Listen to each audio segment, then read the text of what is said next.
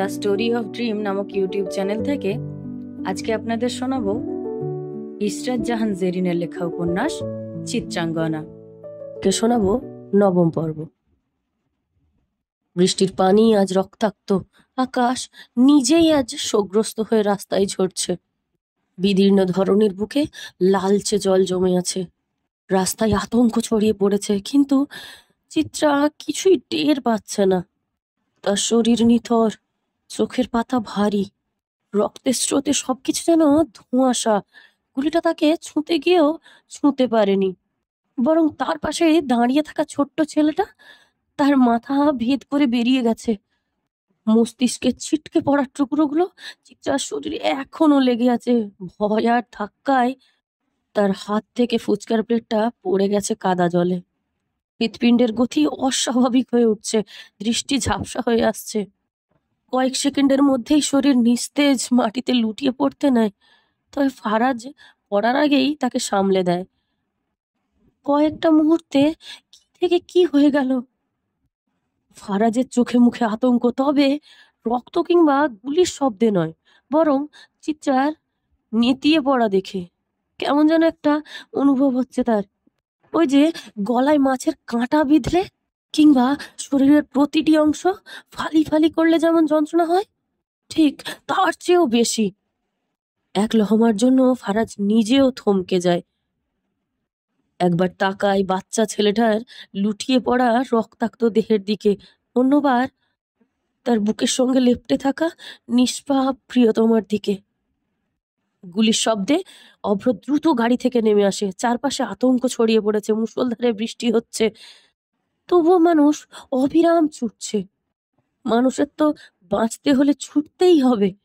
দেশে ইদানিং ছিনতাইকারী, সন্ত্রাস, ডাকাতি ভয়ঙ্করভাবে বেড়ে গেছে। এর মূল কারণ বিএনপির ক্ষমতায় আসা। সামান্য সুযোগ পেতেই তারা অরাজকতা শুরু করেছে। শেষবার যখন এরশাদ ক্ষমতায় ছিলেন, তখনও এমনটাই হয়েছিল। ফারাজ ভিজছে, চিত্রাকে সঙ্গে নিয়েই ভিজছে। রাগে তার কপালে শিরা অব্দি নীল হয়ে এসেছে, চোখে জমেছে দপদপে আগুন। অভ্র ছুটে আসে, সঙ্গে ফারাজের বাকি লোকজনও।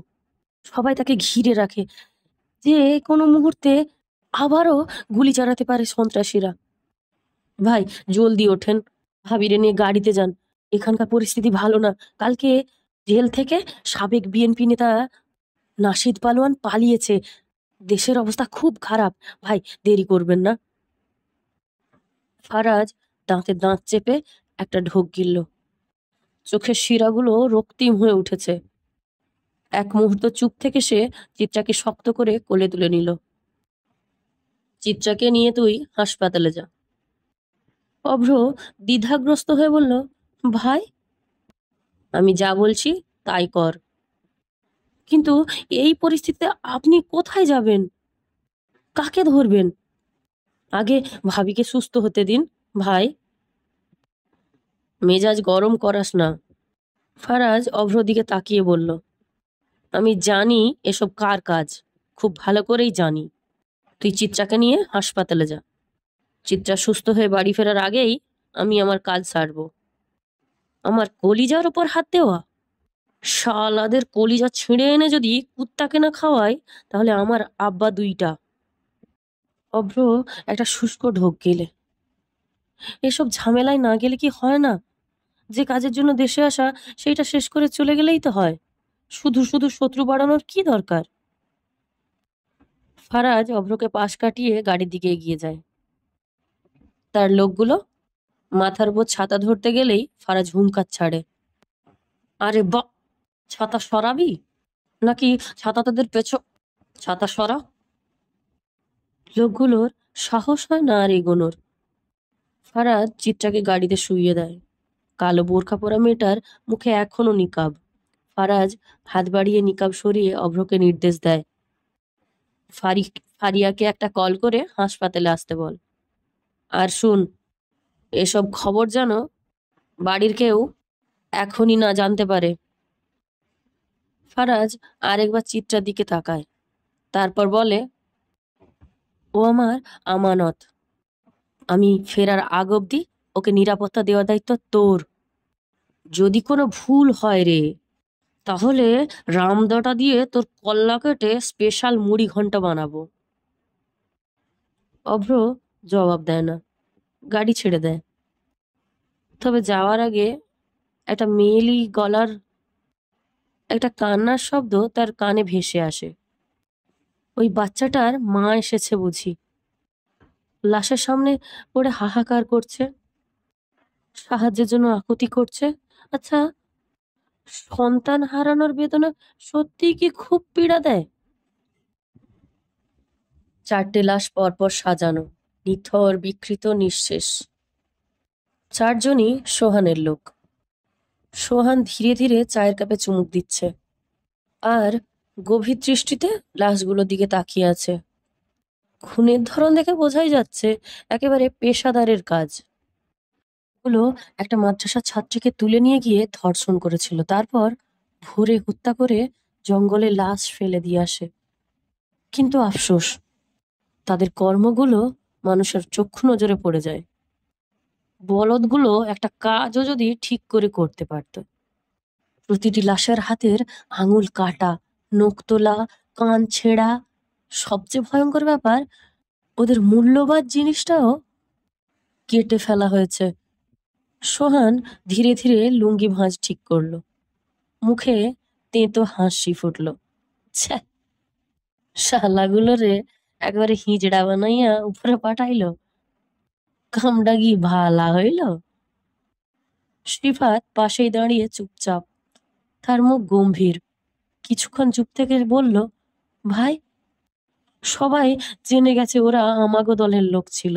তার ওপর ধর্ষণ আর খুনের ব্যাপারটা হাই প্রোফাইল, কেমন হ্যান্ডেল করুম? সোহান গোফে আঙুল বুলিয়ে এক পা তুলে বসলো, তার কালো চামড়ায় ঘামের চিকচিকে আভা, চোখে অদ্ভুত এক ঝলক। সন্ধ্যা নেমেছে, আকাশে ভারী মেঘ, চারপাশ নিস্তব্ধ, শুধু পেছন থেকে নদীর ঢেউয়ের শব্দ আসছে। জনগণ নাকি গণধোলাই দিছে? সিফাত মাথা নাড়ল। হ ভাই, মেয়েগুলাও মারছে, জুতোর বাড়ি দিছে। তাইলে হাতের আঙুল আর কান ওই ডাকে কাটলো, তাও আবার এমন কইরা? সোহান লাশগুলোর দিকে তাকিয়ে একবার ঠোঁট ভেজালো। এভাবে শাস্তি দেওয়ার মতো ক্ষমতা ওই মাদ্রাসার মেয়েগুলোর কিংবা জনগণের থাকার কথা না, কারণ সবাই জানে এরা কার লোক। কেউ রাগ ক্ষোভ মিটাইছে নিশ্চিত, কিন্তু কে? সোহানের কালো চামড়া চিকচিক করছে। সে গোফে হাত বুলিয়ে পায়ের উপর পা তুলে আরো কিছুক্ষণ লাশ 4টের দিকে তাকিয়ে রইল। সন্ধ্যা কেবল এখন, আকাশে বৃষ্টি নেই, তবে মেঘ জমেছে। সকলের মতে এই 4জনকে গণধোলাই দিয়েছে। মাদ্রাসার মেয়েগুলো সেখানে ছিল, জুতোর বাড়ি দিছে। তবে সোহানের কেন জানি বিশ্বাস হচ্ছে না। মারধরের ধরন দেখে মনে হচ্ছে কেউ রাগ আর ক্ষোভ মিটিয়েছে, কিন্তু কে? এখন লাশগুলা তো উদ্ধার করতে পারছি, তবে এগুলারে কি করমু? পুলিশ তো লাশ খোঁজা শুরু করে দিছে। সিফাত বলল, ট্রলারে মানুষ আছে না? যে। সিফাত কাঁধ ঝাঁকালো। ছুরি চাপাতি দিয়ে পোলাপান গুলাকে কাজে লাগাইয়া দে। লাশগুলারে টুকরো টুকরো কইরা নদীর মাছগুলারে পেট ভরাইয়া খাওয়ানোর ব্যবস্থা কর। লাশ হচ্ছে গিয়া প্রমাণ, লাশ থাকলে প্রমাণ থাকবো, প্রমাণ থাকলে পুলিশ ঘাঁটাঘাঁটি করবো। গু, যত লাড়াবি তত গন্ধ ছুটবো। এখন যা, যেইটা করছি ওইটা কর। সিফাত মাথা ঝাঁকালো। বুঝছি ভাই। একটু থেমে আবার বলল, ভাই, আর একটা কথা আছে।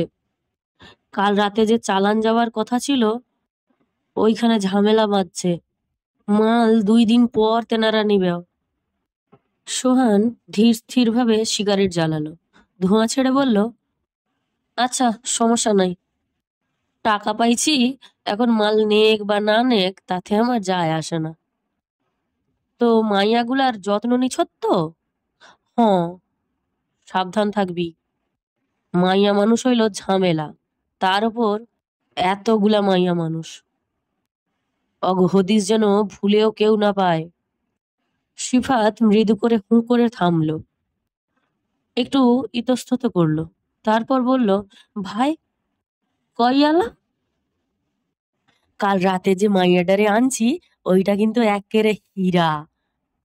চাইলে তৈয়ার কইরা রাতে আপনার কাছে পাঠাইতে পারে। আপনি তো ইদানিং চিন্তায় থাকেন। সোহান নদীর অন্ধকারের দিকে তাকিয়ে রইল। ধোঁয়ার কুণ্ডলী ধীরে ধীরে মিলিয়ে যাচ্ছে বাতাসে। তারপর ঘাড় ঘুরিয়ে সিফাতের দিকে তাকালো। নাম কি ছেমড়ির? সিফাত একটু ভেবে বলল, নীলু। নীলুফা ওর নাম। চারপাশে মৃদু আলো ছড়িয়ে আছে, বাতাসে শুকিয়ে যাওয়া রক্তের গন্ধ। মাটিতে পড়ে আছে একটা পুরুষ, চোখ বাঁধা, শরীরের বিভিন্ন অংশ নিখুঁতভাবে ছেঁটে নেওয়া হয়েছে। পুরোই দক্ষ কসাইয়ের কাজ লাগছে। তার চারপাশে আরো 5টি নিথর দেহ পড়ে আছে। সামনে কাঠের চেয়ারে বসে থাকা ফারাজ পিস্তলটা হাতে নিয়ে নেড়ে চেড়ে দেখছে। তার চোখে মুখে অদ্ভুত দীপ্তি। মনে হচ্ছে মৃত্যু তার জন্য নতুন কিছু নয়, বরং এক প্রকার শিল্প। চারপাশে কালো পোশাকে ঢাকা কয়েকজন দাঁড়িয়ে আছে।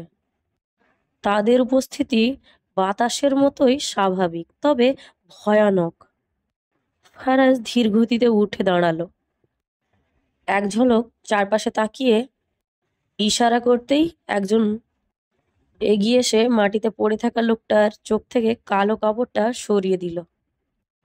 লোকটা এক পলক তাকালো ফারাজের দিকে। ভেতরের সমস্ত শক্তি নিঃশেষ হয়ে আসছে।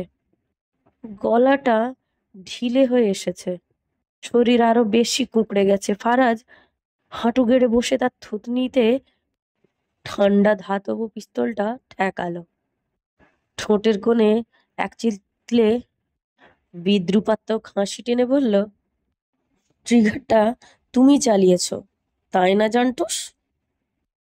লোকটা থরথর করে কাঁপছে, ঠোঁট কাঁপছে, কিন্তু শব্দ বের হচ্ছে না। ভূমিকম্প হলে যেভাবে মাটি কাঁপে, ঠিক সেভাবেই কাঁপছে তার শরীর। ক কথা বলো না কেন জন্টু মন্টু? তোমার সঙ্গে আমি এখানে বাসর সারতে এসেছি। তো লজ্জায় তোমার জবান অব্দি বাঁদরের পশ্চাৎ দেশের মতো লাল হয়ে গেছে কেন? মুখ থেকে স্বরবর্ণ ব্যঞ্জন বর্ণ কিছুই বের হচ্ছে না। But why Kallu? ভাই, কাউরে মারার উদ্দেশ্য আমার ছিল না। তো মাঝ রাস্তায় শাড়ি চুড়ি পরে নার্গিস আপার গানে কি ডিস্কো ডান্স দিতে দিতে জনগণের কাছ থেকে টাকা নেওয়ার উদ্দেশ্য ছিল? লোকটা মাথা নিচু করে কাঁপা কাঁপা গলায় বলল, ভাই ক্ষমা কইরা দেন, আর কোনোদিন ছিনতাই করবো না। তোর নাম কি রে জলহস্তি? লোকটা ঢোক গিলে বলল, হারুন। ফারাজ লোকটার দিকে তাকিয়ে রইল, চোখ মুখে প্রচন্ড বিরক্তি। আমি চিন্তা করি তোদের এত সাহস দিলটাকে শালা, দিন দুপুরে মেন রোডে পিস্তল উঁচিয়ে ঘুরে বেড়ানো, পাবলিকের গায়ে হাত তোলা, গুলি ছোড়া, ছিনতাই করা। বাহ বাহ তালিয়া। ছিনতাইকারীর মুখ শুকিয়ে গেছে, চোখ দুটো পানিতে ভেসে যাচ্ছে, গলার শব্দ কেঁপে উঠছে কান্নায়। পুরুষ মানুষ শব্দ করে কাঁদছে, লজ্জার বিষয় না? ফারাজের কাছে এসব ছিনতাইকারীরা কখনোই পুরুষ সমাজের অংশ ছিল না। ভীরু কাপুরুষদের দেখলেই তার গা জ্বলে। এমন লোকেরা শুধুই ভয় পায়, কিন্তু সেই ভয় তাদের বদলায় না। ভাই ছাইড়া দেন। লোকটি আবারও আকুতি জানায়, কণ্ঠে ভয় আর অনুনয়ের স্পষ্ট ছাপ। দয়া দেখাতে বলছো শালা? তুমি বোধহয় জানো না দয়া নামক ছোট লোকি শব্দ ফারাজ তার অভিধান থেকে মায়ের গর্ভে থাকতেই কিক মেরে বের করে দিয়েছে। ফারাজ থামলো। এমন করেন না ভাই, আমার বাসায় বউ বাচ্চা আছে, আমি ছাড়া তাগর কেউ নাই। বিরক্তিতে মুখ বাঁকায় ফারাজ। ছ্যা, তুমি তো একেবারে বাঁচাল শোনা। তোতা পাখির মতো পটপট করা তোমার মতো কালো চামড়ার গরিলার মুখে একদম মানায় না। লোকটি চুপ করে যায়। ফারাজের চোখে কেমন যেন একটা অদ্ভুত উপহাস খেলা করছে। হয়তো তার সামনে বসে থাকা ব্যক্তিটি মানুষ নয়, এক ক্ষুদ্র তুচ্ছ কিছু। ফারাজ উঠে দাঁড়ায়, পকেট থেকে ধারালো ছুরি বের করে লোকটির আঙুলের দিকে তাকায়। এই আঙুল দিয়েই তো ট্রিগার প্রেস করেছিলি, তাই না? দুজন কালো পোশাকধারী ব্যক্তি হারুনকে শক্ত করে তুলে বসায়, চেপে ধরে তাকে। হাতের আঙুলগুলো শক্ত করে টেনে ধরে, যেন নড়তে না পারে। তবে নড়ার ক্ষমতাই বা কোথায়? তার শরীরের প্রতিটি জয়েন্ট ইতিমধ্যেই গুঁড়িয়ে দেওয়া হয়েছে। সে এখন কেবল নিস্তব্ধ, যন্ত্রণার ভারে অবস্থার দেহ। ফারাজ ঝুঁকল, কোনো সতর্কতা ছাড়াই এক ঝটকায় ছুরি চালিয়ে দিল। ছ্যাত! ডান হাতের তর্জনী মুহূর্তেই শরীর থেকে বিচ্ছিন্ন হয়ে যায়। গভীর কাটা অংশ থেকে গরম রক্ত গড়িয়ে পড়ে, গড় গড় শব্দে মেঝেতে ছড়িয়ে যায়। ভোঁতা কর্কশ এক আর্তনাদ ঘর জুড়ে প্রতিধ্বনিত হয়। তারপর মুহূর্তের জন্যই নিস্তব্ধতা। কিন্তু নিস্তব্ধতা স্থায়ী হয় না। পরপর কয়েকটি আর্তনাদ বদ্ধ কক্ষের লোমহর্ষক পরিস্থিতির জানান দেয়। প্রতিটি চিৎকার ক্রমে ম্লান হয়ে আসে। ব্যথার চূড়ান্ত পর্যায়ে অনুভূতিগুলো নিস্তেজ হয়ে আসছে। ফারাজের সামনে পড়ে আছে 10টি বিচ্ছিন্ন আঙুল। মেঝেতে জমে থাকা রক্তের কুয়াশায় ঢেকে গেছে চারপাশ। ফারাজের শরীরের শার্টটাও রক্তে ভিজে একাকার। মুখে রক্ত ছিটকে কি ভয়ানক দেখাচ্ছে তাকে। আগের থেকে বিরক্তিভাব কিছুটা কমেছে। ফুটে উঠেছে এক শীতল বিকৃত আনন্দ। হারুনের শরীর ধীরে ধীরে মাটিতে ঢলে পড়ে। তার গা থেকে শার্টটা কে যেন ছিঁড়ে খুলে ফেলে দিয়েছে। রক্তে ভেজা শরীর উদ্ভাসিত হয়ে উঠেছে হলুদ লাভ আলোর নিচে। ফারাজ এবার হাতের মুঠোয় তুলে নেয় বড় রামদাটা। চকচকে ফালাটা আলোয় ঝলসে ওঠে। কেন জানি আমার কলিজার প্রতি আলাদা একটা দুর্বলতা কাজ করে। তবে আজকে কেবল কলিজা না, হৃৎপিণ্ডের প্রতিও কাজ করছে। দেখি মেপে তোর কলিজাটা আর হৃৎপিণ্ডের সাইজ কতখানি। শত হলেও তুই বড় সন্ত্রাসী বলে কথা। ফারাজের কণ্ঠস্বর নিস্তরঙ্গ, কোনো উন্মত্ততা নেই। হারুনের গলায় পা রেখে জোরে চেপে ধরে ফারাজ। নরম কলা পশিবল হাড়গুলো চূর্ণ হওয়ার শব্দ হয়। তারপর বুকের উপর কয়েকটা প্রচন্ড লাথি বসিয়ে দেয়। হারুনের নিভু নিভু প্রাণ, চোখে মুখে মৃত্যুর ছায়া স্পষ্ট। শরীরে শক্তি পর্যন্ত নেই আর। এক মুহূর্তে দেরি না করেই ফারাজ হঠাৎ রামদাটা চালিয়ে দেয় হারুনের বুকে। স্রাক! চামড়া বিদীর্ণ করে বেরিয়ে আসে লাল রঙের কাঁচা মাংস। হৃৎপিণ্ডের কাছে পৌঁছানোর আগেই হারুনের ফুসফুস থেকে ফেটে বেরিয়ে আসে এক বীভৎস চিৎকার। পুরো ঘর কাঁপিয়ে দেওয়া একটা চাপা আর্তনাদ। কিন্তু ফারাজ থামে না। সে রামদাটা টেনে নামিয়ে আনে বুকের মাঝখানে বরাবর। হাড়ের গুড়িয়ে যাওয়া খটখট শব্দ বাতাসে মিলিয়ে যায়। তারপর তাজা উষ্ণ কলিজাটা তুলে আনে ফারাজ। রক্তে ভেজা কাঁপতে থাকা একটা অঙ্গ, যা এখনো জীবনের শেষ ছন্দ বাজিয়ে চলেছে। ফারাজের চোখে পৈশাচিক আনন্দ। হাতে ধরা রক্তমাখা কলিজার দিকে তাকিয়ে সে বলে উঠল, এত ছোট কলিজা নিয়ে সন্ত্রাসবাদী হতে এসেছিলি? জলজ্যান্ত মানুষটার বুক চিরে কলিজা বের করে আনার পরও ফারাজের মনে এক চুলও প্রশান্তিও কাজে আসছে না। এত সহজে হয় মৃত্যুটা তাকে সন্তুষ্ট করতে পারেনি। সে আরো কিছু চাইছিল, আরো অনেক কিছু। ফারাজকে আজকে কোনো অংশে নরপিশাচের থেকে কম লাগছে না। তার রক্তমাখা হাত থেকে লাফাচ্ছে টাটকা কলিজাটা। আঙুলের ফাঁক দিয়ে গড়িয়ে পড়ছে উষ্ণ লালচে রক্তের ধারা।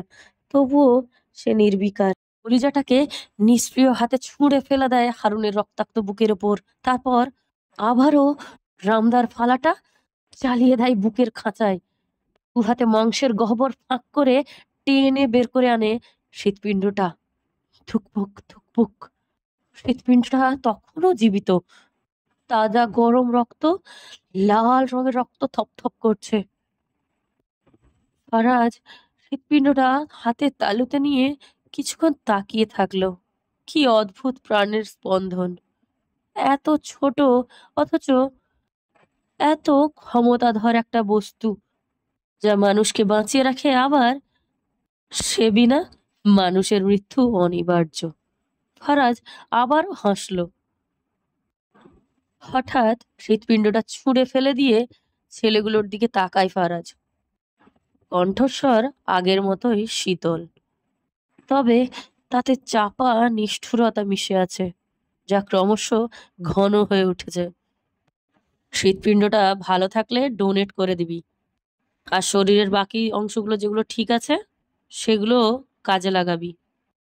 কিছুক্ষণ থেমে সরু চোখ করে পুনরায় বলল, আর এই জানোয়ারের দেহ 1100 টুকরো করে রাস্তায় অনাহারী কুকুরদের খাইয়ে আসবি, যেন যেন তার পাপের শেষ কণাটুকুও পচে গলে কুকুরের পেটে মিশে যায়।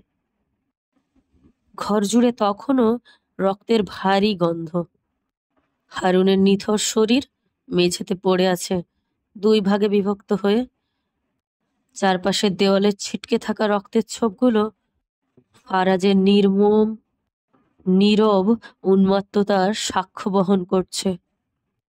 সে বুলিয়ে কপালের সামনে চলে আসা রক্তমাখা চুলগুলো ঠিক করে নেয়। মুখের উপর ছিটকে পড়া রক্তের ডলারটুকু থুতু দিয়ে গিলে নেয় অনায়াসে। তার চোখে এখন আর কোনো বিরক্তি নেই, নেই কোনো ক্রোধ। আছে কেবল এক ধোঁয়াশাচ্ছন্ন বিকৃত প্রশান্তি। ঘরটা এখন শীতল হয়ে গেছে, পুরোই নিঃশব্দ।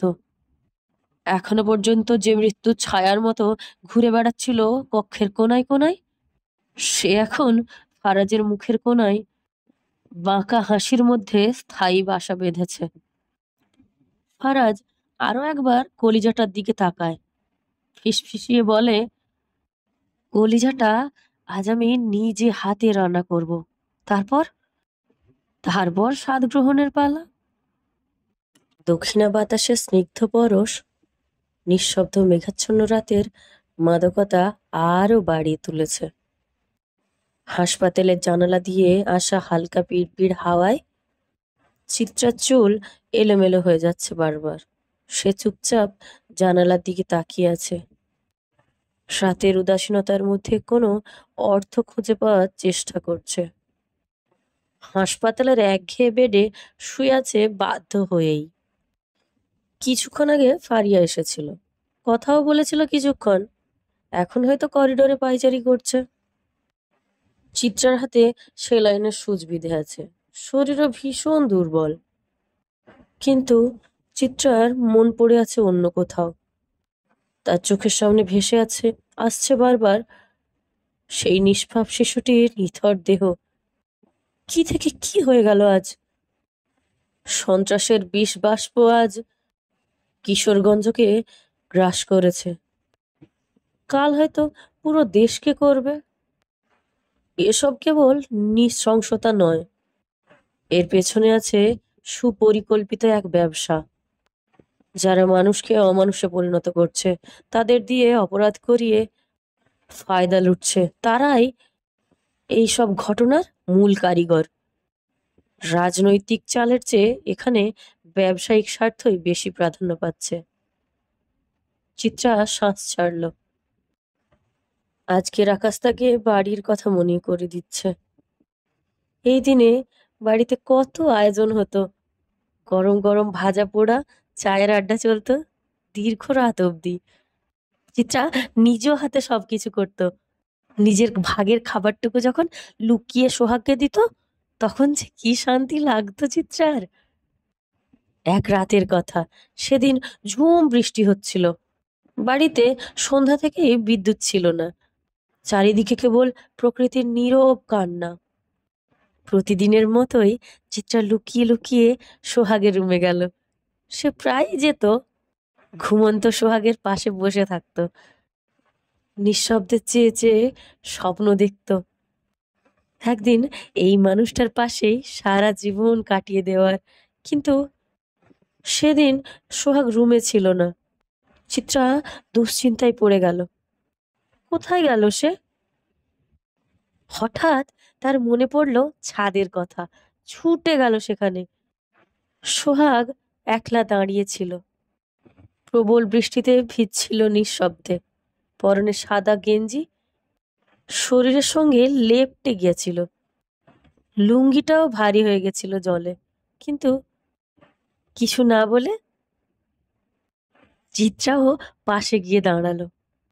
সারা রাত তারা একটাও কথা বলেনি, শুধু একসঙ্গে ভিজেছে, তাতেই চিত্রা ভীষণ খুশি ছিল।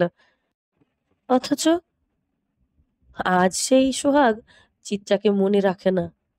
যে সোহাগ একসময় চিত্রার সামান্য জ্বরেও পুরো বাড়ি মাথায় তুলতো, সে এখন অন্য কাউকে ভালোবাসে, অন্য কাউকে বিয়ে করার স্বপ্ন দেখে। চিত্রার চোখের কোণে অজান্তেই জল জমে ওঠে, মুহূর্তেই কান্না ফেটে বেরিয়ে আসে তার বুক থেকে। সবাই বলে কাঁদলে নাকি মন হালকা হয়, দুঃখ কমে যায়। যদি দুঃখের সঙ্গে তার স্মৃতিগুলোও মুছে যেত, তাহলে বোধহয় ভালো হতো। কিন্তু মানুষ স্মৃতির বাহক, স্মৃতি নিয়েই বাঁচতে হয় তাকে। তবে যারা স্মৃতি ভুলতে পারে, তারাই সামনে এগোতে পারে। চিত্রার এখনো অনেক দূর যেতে হবে। মাঝপথে সে কিছুতেই থামতে পারবে না, কিছুতেই না। কাঁদছো কেন প্রিয়তমা? চিত্রা চোখের পানি আড়াল করার চেষ্টা করলো। পাশ ফিরে দেখলো দাঁড়িয়ে আছে ফারাজ। গায়ে একটা শুভ্র রঙা শার্ট, ব্লেজারটা হাতে। ফারাজ এগিয়ে এসে চিত্রার পাশে এসে বসলো। চিত্রা মুখ ফিরিয়ে অভিমান জড়িত গলায় বলল, আমি ঠিক আছি। জোর করে এখানে বন্দি করার কারণ কি? রোগীরা ওষুধের ভয়ে এমন দু চারটে চাপা মেরেই থাকে, তাই বলে কি সব বিশ্বাস করতে হবে? চাপাবাজ বললেন। ফারাজ সরু চোখে তাকালো, ঠোঁটের কোণে এক চিলতে হাসি। কেন, কারো গায়ে লেগেছে বুঝি? দেখুন, এখানে দেখাবে?